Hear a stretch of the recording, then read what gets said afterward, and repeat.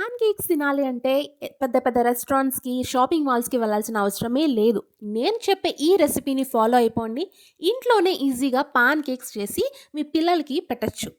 Holiday వచ్చినప్పుడు పిల్లలు ఏదైనా స్పెషల్‌గా చేయమని అడిగితే ఈ విధంగా చేసి పెట్టండి. చాలా సంతోషంగా తినేస్తారు. Welcome to Ramzan series 2025. ఈ రెసిపీ కోసం నేనిక్కడ 2 ఎగ్స్‌ని వాడాను. ఇన్ కేస్ మీకు ఎగ్స్ అవసరం లేదు అనుకుంటే దాని బదులు మీరు పెరుగు కూడా తీసుకోవచ్చు. ఎలాగో మనం రోజు పిల్లలకి గుడ్డు పెడతాం కాబట్టి నేను ఆ విధంగా ఆలోచించే రెసిపీ చేశాను. ఇప్పుడు మెల్లగా ఆ సొనని పక్కకి తీసేయండి.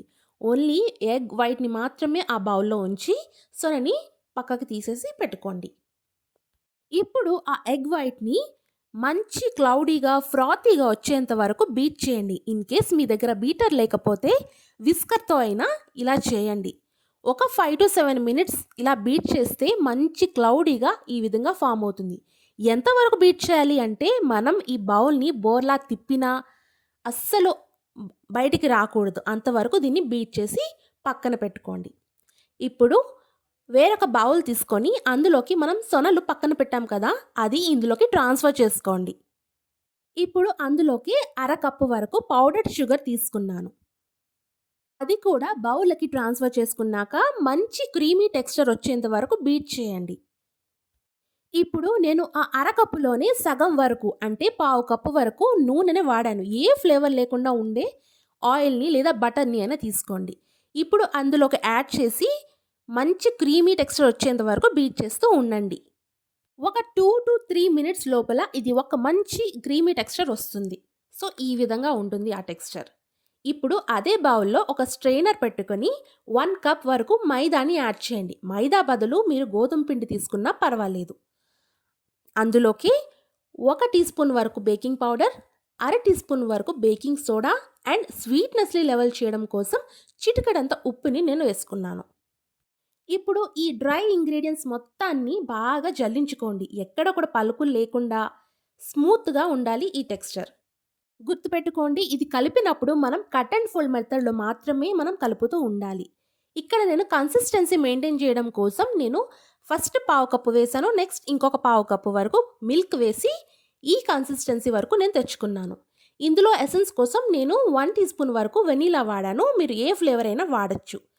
లాస్ట్‌కి కన్సిస్టెన్సీ అయితే ఇలా ఉండాలి.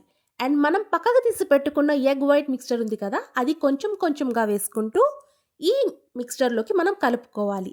ఎక్కువ విగరస్‌గా కలిపేయొద్దు. లైట్‌గా కట్ అండ్ ఫోల్డ్ మెథడ్‌లో మాత్రమే మనం కలుపుతూ ఉండాలి. ఇలా సెపరేట్‌గా మనం బీట్ చేసుకోవడం వల్ల మనకి పాన్ కేక్స్ అనేవి ఫ్లఫీగా వస్తాయి.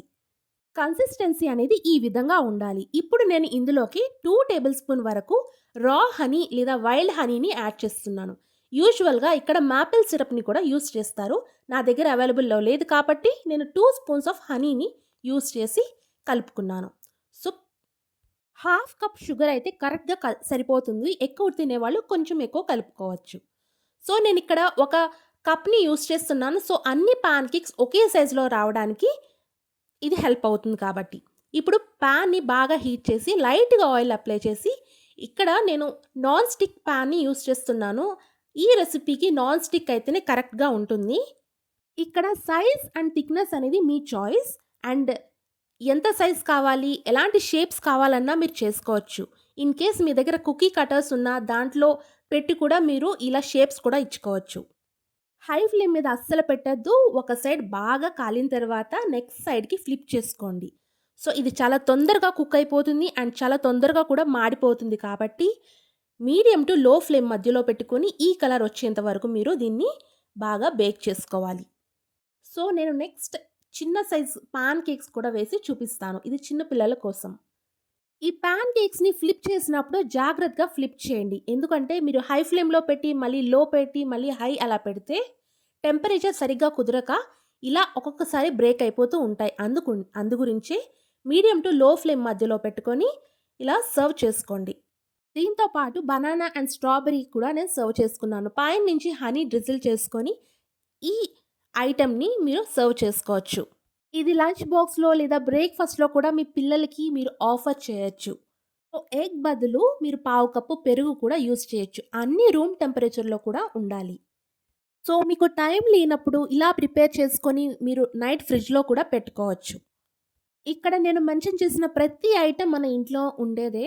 సో, ఏది కూడా ఫ్యాన్సీ ఐటెమ్ కాదు. బట్ రిచ్ లుక్ ఇవ్వడానికి నేను అలా చేశానంతే. సో, మీరు కూడా ట్రై చేయండి ఖచ్చితంగా. చాలా అంటే చాలా బావుంటుంది. అండ్ ఈజీ కూడా అయిపోతుంది. నేను ఇంగ్రీడియెంట్స్ మొత్తం డిస్క్రిప్షన్ బాక్స్‌లో మెన్షన్ చేస్తాను. సో, మీరు రెసిపీని చూస్తూ చేసేయొచ్చు. అండ్ మీకు ఈ వీడియో నచ్చితే లైక్ చేయడం మర్చిపోవద్దు. అండ్ నా ఛానెల్‌ని సబ్స్క్రైబ్ చేసుకోవడం మర్చిపోవద్దు.